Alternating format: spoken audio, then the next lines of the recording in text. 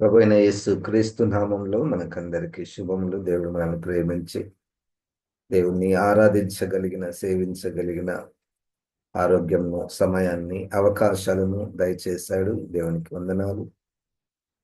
ప్రభు నామంన పిలువబడి పరిశుద్ధులుగా ఉండుటకు పిలువబడినటువంటి వారము, క్రీస్తు రాకడ కొరకు వధువు సంఘముగా మనము ఉండాలని పరిశుద్ధాత్మ దేవుడు జ్ఞాపకం చేస్తూ ఉన్నాడు. దేవుడు మనకిచ్చినటువంటి వాక్యమును బట్టి దేవునికి వందనాలు, స్తోత్రం, హల్లెలూయా. ఎజ్రా గ్రంథము 2వ అధ్యాయము. ఎజ్రా గ్రంథంలో ప్రవేశిస్తేనే ఒక రకమైనటువంటి ఆనందం, ఒక సంతోషం, ఒక ఉత్సాహము, మరలా అందరూ కలుసుకున్నటువంటి స్థితి. 70 సంవత్సరముల తర్వాత ఒక దేశముగా సమకూడడము. 1948వ సంవత్సరంలో కూడా ఇశ్రాయేలుకు అది స్వాతంత్రం వచ్చినటువంటి సంవత్సరం.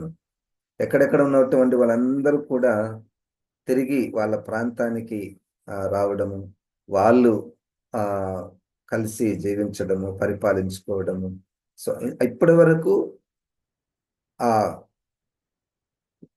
బబులోను సామ్రాజ్యములో మరియు పారసీకపు సామ్రాజ్యంలో జీవించినటువంటి వారు ఇప్పుడు ఇర్మియా గారు ప్రవచించిన ప్రవచనము నెరవేర్పు జరిగినది. విడుదలయ్యారు, వారు వచ్చారు. సో వస్తున్నప్పుడు వారు గుంపులు గుంపులుగా వచ్చారు. పరిశుద్ధాత్మ దేవుడు ఈ గుంపులను ఎలాగూ రాయించాడో మనం చూస్తే, అంటే ఒక ప్రత్యేకమైనటువంటి ఉద్దేశముతో అది వ్రాయడం జరిగింది. ఎవరెవరు వచ్చారు అన్నటువంటి చూస్తే పేర్ల కన్నా ఆ గుంపులను మనం గమనిస్తే, పేర్లు కన్నా ఆ గుంపులను, లేతే ఆ సంఖ్య కన్నా ఆ గుంపులను మనము ఒకవేళ పరిశీలిస్తే, ఈ 2వ వచనంలో ఇంగ్లీష్లో రాయబడింది, దీస్ ఆర్ ద లీడర్స్ అనే పదం రాయబడింది.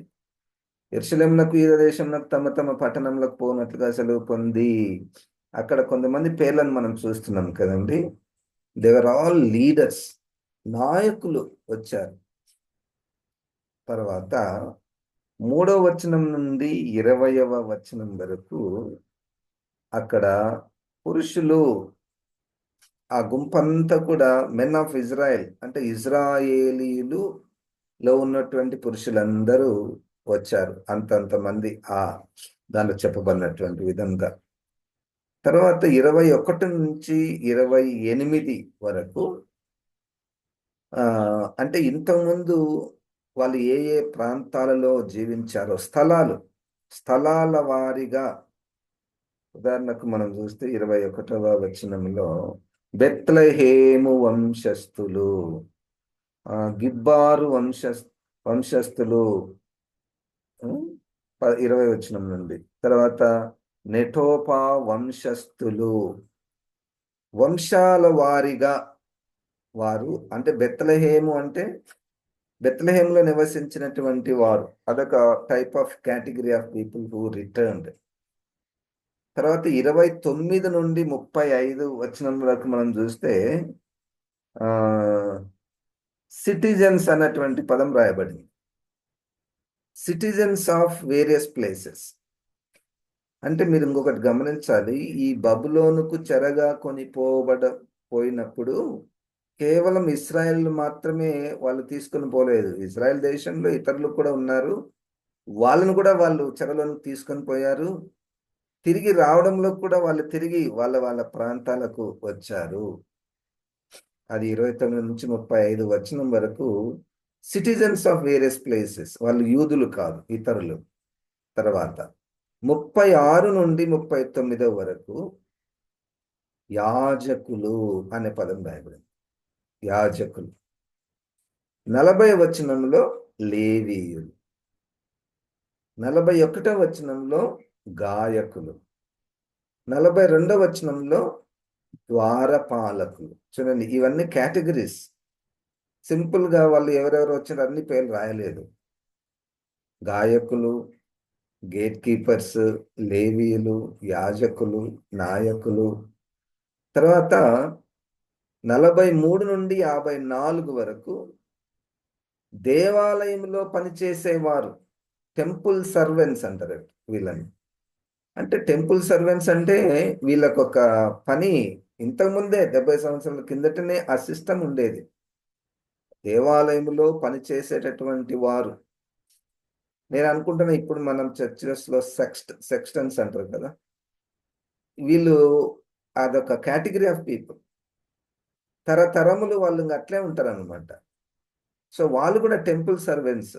తర్వాత 55 నుంచి 57 వరకు రాజైనటువంటి సొలొమోను వంశస్థులు, డిసెండెంట్స్ ఆఫ్ కింగ్ సాలమన్.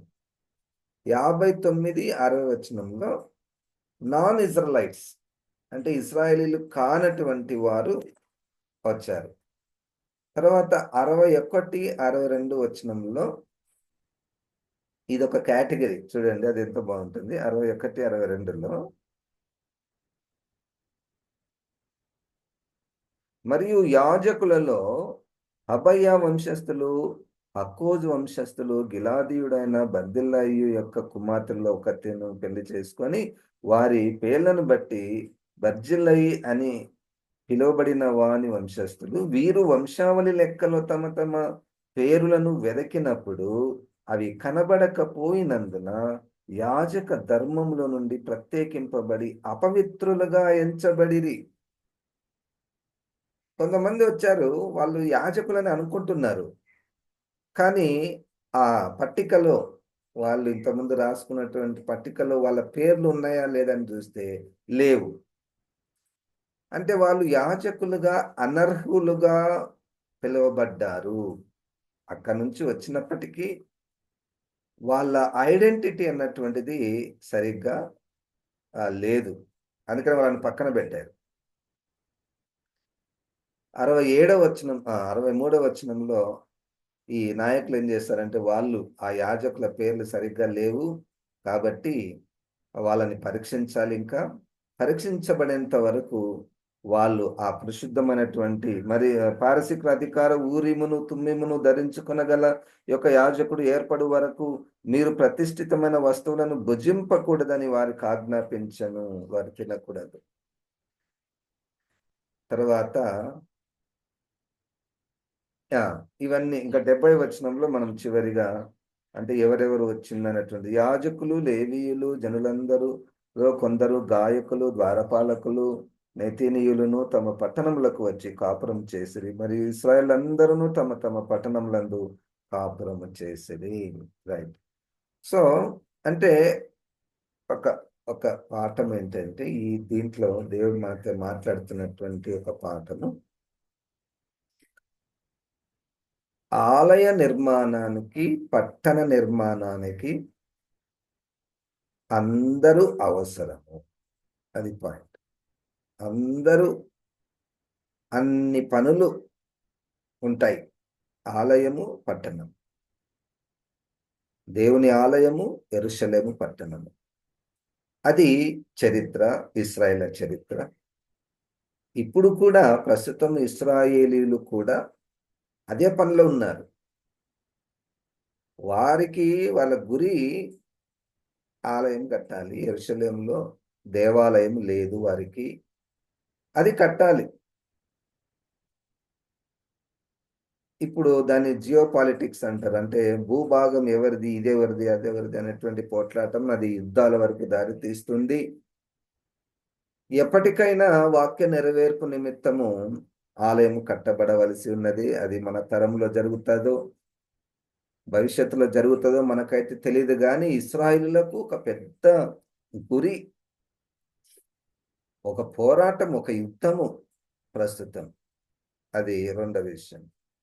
మూడవది మన విషయం. మనది ఆత్మ సంబంధమైనటువంటి ఆలయముగా మీరు కట్టబడుచున్నారు. దేవునికి స్తోత్రం. హల్లెలూయా.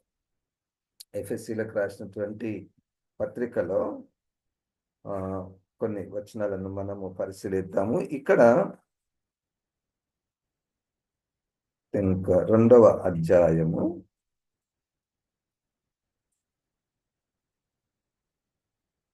21. దానికంటే ముందు 20 నుంచి చదువుతాను.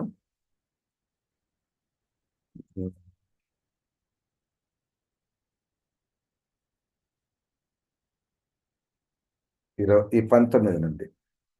ఎఫెసీ పత్రిక 2వ అధ్యాయము 19 నుండి. కాబట్టి మీరు ఇక మీదట పరజనులను పరదేశులునై ఉండక పరిశుద్ధులతో ఏక పట్టణస్థులను దేవుని ఇంటి వారునై ఉన్నారు.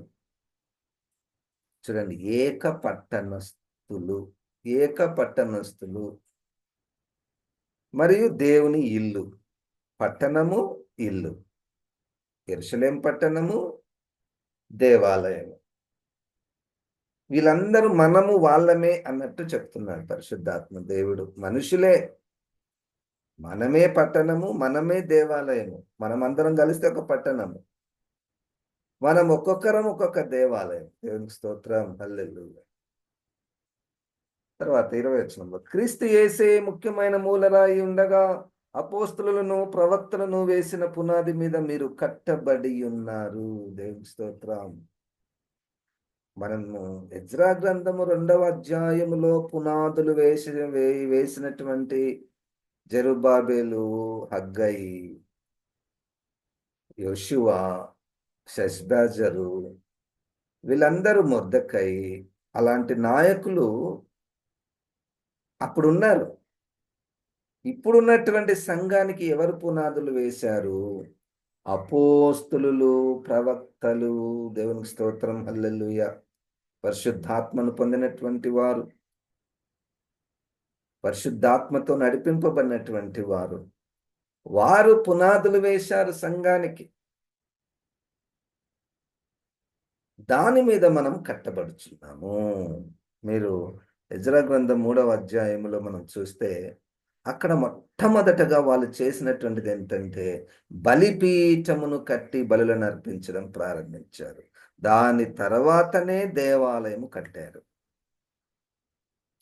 ఇక్కడ సంఘమునకు పునాది అపోస్తులుల బోధలు. దాని నిమిత్తము మీరు పోరాడండి. చూడండి, యూదా పత్రిక మొదటి అధ్యాయంలో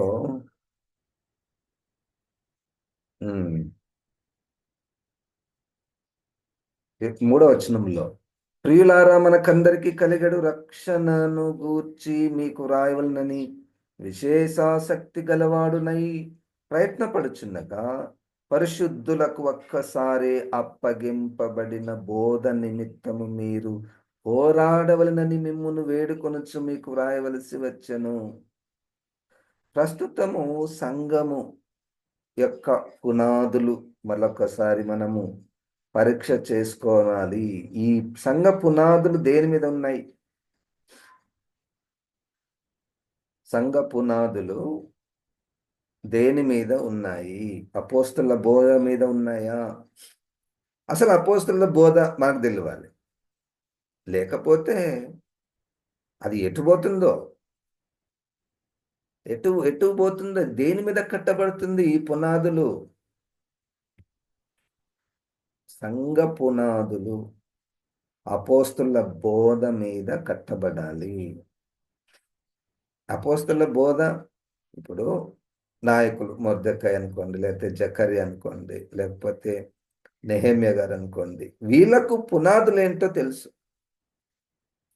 పునాదులు ఏంటంటే ఒరిజినల్ సైట్లో కట్టాలి. మీరు మొదటి అధ్యాయంలో మనం చూస్తే ఎజ్రా మొదటి అధ్యాయంలో ఇంతకు ముందు దేవాలయం ఎక్కడ ఉన్నదో అక్కడనే దేవాలయం నిర్మించాలి. హల్లెలూయా.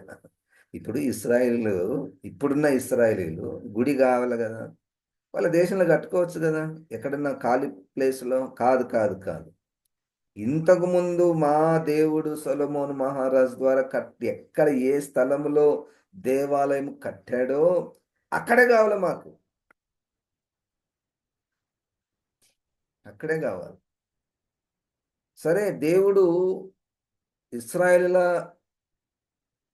ఇశ్రాయేలీల చరిత్రానుసారముగా దేవుని ప్రవచనాలు నెరవేరు నిమిత్తము అక్కడే కట్టబడుతుంది. ఆ విషయం వేరేది. ఇప్పుడు మన విషయం ఏంటంటే, మనకు స్థలము ముఖ్యము కాదు. మనకు ఈ పునాది రాయి, మూల రాయి ముఖ్యము. హల్లెలూయా! వాళ్ళకు ఇక్కడనే స్థలం కట్టాలి అని ఎంత పట్టో మన పట్టేం తెలుసా అండి? యేసుక్రీస్తే మూలరాయిగా ఉండాలి. హల్లెలూయా! అది పునాది. యేసుక్రీస్తే మూలరాయి ఉన్న యేసుక్రీస్తు లేకుండా ఎట్లా కడతారండి? యేసుక్రీస్తు లేకుండా కట్టేటటువంటి కట్టడ అది పునాది లేనటువంటి కట్టడ. దేవునికి స్తోత్రం. ఆ పునాది క్రీస్తే. ఇంకొక దగ్గర ఆ పునాది క్రీస్తే, క్రీస్తు అన్నటువంటి. అందుకని for everything is connected to Jesus Christ. సంఘంలో ఏ పరిచర్య చేసినా, ఏ ఎదుగుదల కావాలనుకున్నా క్రీస్తు దగ్గరికి రావాలి, దాని మీద కట్టాలి. తర్వాత 21వ వచనంలో, ప్రతి కట్టడమును ఆయనలో చక్కగా అమర్చబడి ప్రభువునందు పరిశుద్ధమైన దేవాలయమగుటకు వృద్ధి పొందుచున్నది. ప్రతి కట్టడమును ఆయనలో చక్కగా అమర్చబడి, ఆ పదం చక్కగా అమర్చబడి. ఇప్పుడు ఎజ్రా గ్రంథంలో 2వ అధ్యాయంలో ఉన్నటువంటి ఈ రాళ్ళు, ఈ ఇటుకలు చక్కగా ఉన్నటువంటివి. అన్ని రాళ్ళు ఒకటే విధంగా ఉండవు. కొన్ని స్థలాల్లో ఒక సైజు కావాలి, కొన్ని స్థలాల్లో ఇంకొక సైజు కావాలి కదండి. అట్లే చక్కగా అమర్చబడినటువంటి గుంపులు వీళ్ళు. దేవాలయమునకు యాజకులు కావాలి, అదొక గుంపు. అవి ఒక రాళ్ళు, ఒక టైప్ ఆఫ్ రాళ్ళు. లేవీయులు కావాలి, ద్వారపాలకులు, గేట్ దగ్గర వాచ్మెన్ ఉండాలి, అదొక టైప్ ఆఫ్ రాళ్ళు. చక్కగా అమర్చబడి, ఎక్కడికక్కడ చక్కగా అమర్చబడి. గాయకులు ఉండాలి, అది చరిత్ర. ఇప్పుడు సంఘంలో కూడా ఎవరు 1 పేతురు 2వ అధ్యాయంలో సజీవమైనటువంటి రాళ్ళు, మనం సజీవమైనటువంటి రాళ్ళుగా మనము చక్కగా అమర్చబడి సంఘాన్ని కట్టబడుతుంది. దేవునికి స్తోత్రం. హల్లెలూయా. 22వ వచనంలో, ఎఫెసీ 2:22, ఆయనలో మీరు కూడా ఆత్మమూలముగా దేవునికి నివాస స్థలమై ఉండుటకు కట్టబడుచున్నారు. ఇప్పుడు నివాస స్థలం ఏంటి అంటే, మనము ఆయనకు దేవునికి నివాస స్థలము మనమే. ఆత్మమూలముగా, దేవునికి స్తోత్రం. ఇది ఈ కట్టేది ఎవరంటే ఆత్మదేవుడు. మనము క్రీస్తును అంగీకరించి పరిశుద్ధాత్మ నడిపింపునకు ఎప్పుడైతే అప్పగించుకుంటామో, ఆత్మదేవుడే ఒక్కొక్క రాయిని, ఈ రాయి ఇక్కడైతే పనికొస్తుంది, ఈ రాయి ఇక్కడ చక్కగా అమర్చాలి, అది వాచ్మెన్గా ఈమె పనికొస్తుంది, లేకపోతే గాయకురాలుగా ఈమె పనికొస్తుంది, లేకపోతే బోధకుడుగా ఈయన పనికొస్తాడు, లేకపోతే గవర్నర్, షెష్బాజర్ అనేటువంటి గవర్నర్, ఈయన పనికొస్తాడు. బబులోను రాజు తీసుకొని పోయినటువంటి పరిశుద్ధమైనటువంటి ఉపకరణములన్నిటినీ ఈ షెష్బాజర్ అనేటువంటి ఈ వ్యక్తికి ఇవ్వండి, ఈయనను నేను గవర్నర్గా అపాయింట్ చేస్తున్నానని కోరేష్ రాజు చెప్పాడు. ఎందుకు? ఆయన దానికి అది చక్కగా అమర్చబడుతుంది, ఆయననే ఉండాలి, వేరే వాళ్ళు పట్టుకోవడానికి పట్టుకోకూడదు. కానీ వాళ్ళు వేరే పనిలో ఉన్నారు. దేవునికి స్తోత్రం. హల్లెలూయా. ఇది చాలా ముఖ్యము. సంఘంలో అన్ని అవయవాలు ఉన్నాయి, అన్ని అవయవాలు అవసరము, ముఖ్యం. ఇది ముఖ్యమండి. ఇది మొదటి పాయింట్. ఈరోజు ఎజ్రా గ్రంథంలో 2వ అధ్యాయంలో మనం నేర్చుకుంటున్నటువంటి మొదటి పాఠం ఏంటంటే, అన్ని అవయవాలు కావాలి. స్త్రీలు కావాలి, యవనస్తులు కావాలి, 20 సంవత్సరాలు ఉన్నటువంటి 20 సంవత్సరాలు పైన ఉన్నటువంటి వారందరూ లేవీయుల గుంపులో ఉండాలి. అంటే లేవీయులలోనే 20 సంవత్సరాలు పైన ఉన్నటువంటి వారు. రైట్. అట్లా అన్ని అవయవాలు ఉండాలి గానీ, అన్ని పనులు అందరూ చేయలేరు. అది రోమపత్రిక 12వ అధ్యాయంలో 4వ వచనం నుండి మనం గమనిస్తే, కన్ను పని కన్నే చేస్తది. చెవి పని చెవే చేస్తది. దాంట్లో ఓవర్‌లాపింగ్ ఉండడానికి వీల్లేదు కదండీ! కన్ను పని చేయలేదు. కన్ను చెవి పని చేయలేదు. నాలుక కన్ను పని చేయలేదు. అది రాయబడిందట్లా. అట్లని ఇప్పుడు ఈ చెవికంత ఏం పని లేదు. నోరుకైతే చాలా పనుంది. చెవి వేస్ట్, చెవి తీసేద్దామా? అట్లన రాదు. కదండీ! అట్లన రాదు. గనక మనము అన్ని అవసరమే. యవ్వనస్తులు అవసరము, స్త్రీలు అవసరము, పురుషులు అవసరము, యాజకులు అవసరము, ప్రవక్తలు అవసరము, అపోస్తులు అవసరము. చక్కగా అమర్చబడి ఉండాలి. గేట్ కీపర్ సెక్స్టన్స్ అవసరము. గుడ్ న్యూస్ ఏంటంటే, అందరికీ ఒకటే ప్రతిఫలం. ఒకటే జీతము. ఒకటే జీతం. నేను అప్పుడప్పుడు వింటున్నా కొన్ని దేశాలకు పోతే, అక్కడ పనులు చేసేవాళ్ళు అన్ని పనులును వాళ్ళు గౌరవిస్తారంట. పెద్ద సాఫ్ట్‌వేర్ ఆఫీస్‌లో కూర్చున్న వ్యక్తి ఐడెంటిటీ, బాత్రూమ్‌లు కడిగేటటువంటి వ్యక్తి ఐడెంటిటీ ఒకటే విధంగా ఉంటుంది. అక్కడ వాళ్ళట్లా చూస్తారు. అట్లే మన సంఘములో కూడా ప్రతి పని చేసేవారు కూడా అందరూ ప్రాముఖ్యమైనటువంటి వారు. మొదటి పాఠం అందరు కావాలి. రెండో పాఠం అన్ని పనులు గౌరవించబడాలి. కారణమేంటి? ఎందుకు గౌరవించబడాలి అంటే, ఈ ఎఫెసీ పత్రిక 1వ అధ్యాయములో చివరి వచనంలో ఎందుకు అన్ని అవయవాలు గౌరవించబడాలి? చూడండి 22, 23. మరియు సమస్తమును ఆయన పాదముల క్రింద ఉంచి సమస్తము పైని ఆయనను సంఘమునకు శిరస్సుగా నియమించెను. ఆ సంఘము ఆయన శరీరము. సమస్తమును పూర్తిగా నింపుచున్న వాని సంపూర్ణత అయి ఉన్నది. శరీరం, క్రీస్తు శరీరము. క్రీస్తు శరీరములో మనం అవయవాలుగా ఉంటే ఎంత ధన్యత! ఎంత ధన్యత! ఒక శరీరంలో ఈ అవయవం ఎక్కువగా పనిచేయడం లేదు, ఇది అవసరం లేదని మనం తీసివేయగలమా? ఏదైనా ఒక అవయవం తీసేసిన తర్వాత దాన్ని సంపూర్ణ శరీరం అంటామా? అవిటి శరీరం అంటారు కదా! కనుక అన్ని అవయవాలు ఉండాలి. దేవునికి స్తోత్రం. హల్లెలూయా! సంఘములో ఎవరిని కూడా ప్రక్కన పెట్టడానికి వీలు లేదు. అది సంఘ క్రమము కాదు. పాటలు పాడలేరు, ప్రార్థన చేయలేరు, ఏం చేయలేరు సార్ వాళ్ళెందుకు అనవసరంగా అని అనడం తప్పు. ఏదో ఒకటి వాళ్ళు ఉట్టిగా నిల్చుండడం కూడా ఒక పనే. గేట్ కీపర్స్ ఏం చేస్తారు? వచ్చి పడాలని చూస్తుంటారు. అంతే. సర్వెంట్స్ ఆఫ్ ద టెంపుల్ ఊడ్చే వాళ్ళుంటారు. ఆలయాన్ని ఊడ్చేవాళ్ళు ఉంటారు. ఆలయంలో ఊడ్చేవారు, పుల్పిట్ మీద నిలబడి ప్రసంగించేవారు ఒక్కటే.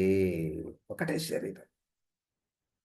ఈ భావన రావడానికి పరిశుద్ధాత్మ దేవుడు మనకు బుద్ధిని దయచేయునుగాక. పాస్టర్ గారొస్తే ఎంత గౌరవం, వందనాలు, వందనాలు. సెక్స్టన్‌కి మీరెప్పుడైనా వందనాలు, ప్రైజ్ ది లార్డ్ చెప్పారండి? పాస్టర్ గారు అరుస్తుంటేనే ప్రైజ్ ది లార్డ్ పాస్టర్ గారు. అదే మన చర్చిలో ఊడ్చే ఆయన ఉంటాడు గదా! ఊడ్చాయనను. గేట్ కాడ వాచ్‌మన్ ఉంటాడు గదా! కొన్ని సంఘాలలో వాచ్‌మన్ అంటారు. నమస్కారం అండి, ప్రైజ్ ది లార్డ్ అండి అని చెప్పే మనసు క్రీస్తు మనసు. చెప్పే మనసు క్రీస్తు మనస్సు. అది నేను చెప్తే నువ్వు చేసేది కాదు, నువ్వు చెప్తే నేను చేసేది కాదు. పాస్టర్ గారు ఇప్పటి నుంచి వాళ్ళకున్న వందనాలు చెప్పమని చెప్పాడు కాబట్టి నేను వందనాలు చెప్తాను కాదు. అది న్యాచురల్గా, అది మనమందరం ఒక్కటే శరీరంలో అవయవాలుగా ఉన్నాం కదా. వాటి పని స్వాభావికంగా బయటకు వచ్చేస్తుంది అది. Church is not run by the principles or constitution. Church is run by the living Christ. Hallelujah. జీవించుచున్న క్రీస్తు ద్వారా సంఘము నడిపించబడుతుంది. అన్ని అవయవాలు కావాలి, అన్ని అవయవాలకు ప్రాధాన్యత ఉంది. అన్ని అవయవాలకు ప్రాధాన్యత ఉంది. ఇంకొకటి, ఇంతకుముందు మనం ఎజ్రా గ్రంథంలో 2వ అధ్యాయంలో కొంతమంది వాళ్ళు వచ్చారు, మేము కూడా యాజకులము అన్నారు. మీరు ఎట్లా యాజకులు అవుతారు? పరీక్షించండి, రికార్డ్ తీయండి. వీళ్ళ పేర్లు ఉన్నాయా లేదంటే లేవు. పేరు లేకపోతే నువ్వు దాన్ని ముట్టకూడదు. పరిశుద్ధమైనటువంటి బల్లలో నువ్వు చెయ్యి వేయకూడదు. ఎజ్రా గ్రంథం 2వ అధ్యాయంలో మీరు యాజకులు కాదు. మొహమాటం లేదు ఇక్కడ, మొహమాటం లేదు. నువ్వు ఏంది యాజకు అంటే మామూలు విషయమా? పరిశుద్ధ స్థలంలో పరిచర్యది, పరిశుద్ధ స్థలంలో పరిచర్య. నీవు దానికి సంబంధం అయితేనే నువ్వు అక్కడ ఉండాలి, లేకపోతే ఉండకూడదు. నీ అవయవము కాకుండా వేరే అవయవ పనులు నువ్వు చేయలేవు. ముఖ్యంగా చెయ్యలేవు. చెయ్యలేకపోవడం తప్పు కాదండి, ఇది గుర్తించాలి. ఇప్పుడు నేను పాట పాడను, నాకు పాట పాడడానికి నిజంగానే రాదు. పాట పాడడానికి రాదు, నేను పోయి నేను పాటలు పాడతాను, నేను కూడా పాట పాడతాను అన్నాను అనుకోండి, వాళ్ళుండి అయ్యా నీకు సరిగ్గా పాట రాదు అంటారు. అప్పుడు అది నాకు లోపము కాదు. దాన్ని పాట పాడకపోవడం లోపము కాదు, ప్రార్థన చేయకపోవడం లోపము కాదు, ప్రసంగించకపోవడం లోపము కాదు. నాకొకటి వస్తుంది, నాకే ఒకటి వస్తుంది, ఊడ్చేది వస్తుందో, ఇంకేదన్నా వస్తుందో, నా ఆర్గనైజింగ్ వస్తుందో, అది నేను చేయగలుగుతాను. ఇంకొకటి చేయలేను అంటే అది లోపము కాదు. అది ఎప్పుడు కూడా మనం మనసులో పెట్టుకోవాలి. నేను ఎందుకు చేయలేను? నువ్వు చేస్తున్నావు కదా, నువ్వెప్పుడు కాదు, అది కాదు. సంఘములో ఉన్నటువంటి అవయవాలు, క్రీస్తు శరీరములో అన్ని అవయవాలు ప్రాముఖ్యమైనటువంటివి. అన్ని అవయవాల పనులు అవసరం. అన్ని అవయవాల పనులు అవసరం. అన్ని అవయవాలకు గౌరవం ఉంటుంది. దేవునికి స్తోత్రం, హల్లెలూయా. ఇప్పుడు ఎవరైనా పెద్ద మనిషి వస్తాడు, మనం నమస్కారం చేస్తాం. ఆయన కేవలం నీ చేతులకే నమస్కారము, నీ కాళ్ళకే నమస్కారం అంటామా మనం? నీ ముఖానికే నమస్కారం, ముఖం మాత్రం చాలా బాగుంది, ఆ ముఖానికి నమస్కారం అంటామా? ఆయనకు నమస్కారము, ప్రైజ్ ది లార్డ్ చెప్పినామంటే అన్ని అవయవాలకు చెప్పినట్టే. అంటే అన్ని అవయవాలను గౌరవించినట్టు, అది పాయింట్. ఏ ఏ డిపార్ట్మెంట్కి ఏ ఏ గౌరవాలు ఉన్నాయి ఒకసారి మనం ఆలోచించుకుందామండి. పాస్టర్ గారు వస్తేనే కూర్చేస్తుంది, విశ్వాసం వస్తే నిలబడాలి. ఇదేంటి? పాస్టర్ గారు శిరస్సా? లేకపోతే సంఘ పెద్ద, చైర్మన్, డైరెక్టర్, ప్రెసిడెంట్లు శిరస్సులా? నేను అడుగుతున్నా. ఈ చైర్లు వేసే పని ఒక్కటే వాక్యానుసారం. ఎవరికి చైర్లు ఇయ్యాలి అంటే నిలబడలేని వాళ్ళు, కూర్చొని లేని వాళ్లకు కుర్చీలు. కొన్ని సంఘాలను చూసిన వెనకనే చైర్లు ఉంటాయి, వెనక కిందంతా కింద కూర్చోవాలి, వెనక చైర్లు ఉంటాయి.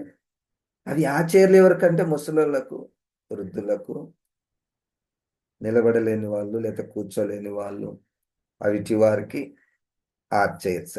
చైర్లలో కూర్చోడం తప్పు కాదండి. పాయింట్ ఏంటంటే ఈ గౌరవం ఇవ్వడంలో ఎందుకు ఎందుకు ఇంత తేడాలు వచ్చేస్తున్నాయి?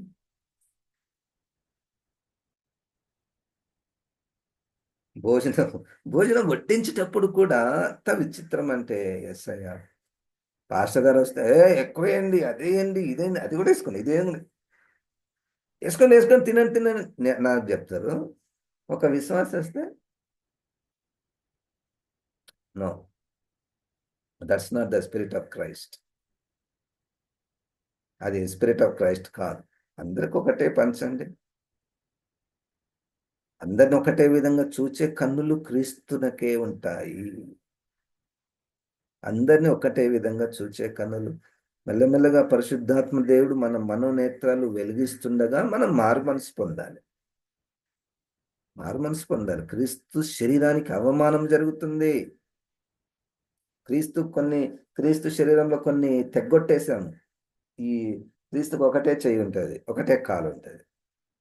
ఇది తీసేసినాం ఎందుకంటే ఏమంతే పనికిరావు సార్, ఇది అది అవసరం లేదు, అంత గుర్తింపు చెందినటువంటివి కాదు, అవి పక్కన పెట్టేసేయండి. సంఘంలో కొంతమందిని పక్కన పెట్టేస్తారు చూడు, ఒక గుంపును. అంటే క్రీస్తుని ఎట్లా చూపిస్తున్నామంటే ఒక చెయ్యి ఒక కాలు లేదు, ఒక కన్ను లేదు, అట్లా అందరికి పోయి చూపిస్తున్నాం. ఇదిగో మా క్రీస్తు ఇట్టున్నాడు, ఒక చెయ్యి లేదు, చెవి లేదు. ఇవి చాలా ముఖ్యం, పెద్దవి చూపిస్తారు కొన్ని. పరిశుద్ధాత్మ దేవుడు క్రీస్తును మన హృదయంలో ప్రతిష్ఠింపచేసి మనము పరిశుద్ధమైనటువంటి చక్కగా అమర్చబడి క్రీస్తే పునాదిగా కలిగి మూలరాయిగా కలిగి క్రీస్తు రాకడకు సంఘము కట్టబడును గాక. జీవం గల దేవా, ఈ వాక్యాన్ని ప్రభువా నాలో మాలో ఫలింపచేయమని యేసు నామమున ప్రార్థిస్తున్నాము తండ్రి, ఆమెన్. ఇప్పుడు మన పరమ తండ్రి అయిన దేవుని యొక్క ప్రేమ, ప్రభువైన యేసుక్రీస్తు యొక్క కృప, పరిశుద్ధాత్మ దేవుని యొక్క సహవాసం మనకందరికీ సదాకాలము తోడయుండును గాక. ఆమెన్. దేవుడు మనల్ని దీవించును గాక.